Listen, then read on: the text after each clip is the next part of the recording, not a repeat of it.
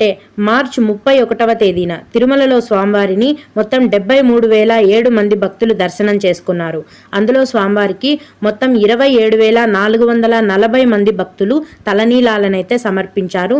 నిన్నటి రోజున తిరుమలలోని శ్రీవారి హుండీ యొక్క ఆదాయం అనేది 3,04,00,000 రూపాయలు. ఈరోజు కూడా ఎటువంటి దర్శనం టికెట్లు లేకుండా నేరుగా భక్తులను ఫ్రీ దర్శనానికి అనుమతిస్తున్నారు. ఈ రోజు కూడా ఫ్రీ దర్శనం అనేది జరుగుతోంది. ఈ విధంగా టికెట్స్ లేకుండా డైరెక్ట్గా వెళ్లే ఫ్రీ దర్శనానికి ఈరోజు దాదాపుగా 18 నుంచి 20 గంటల సమయం అనేది పడుతోందండి.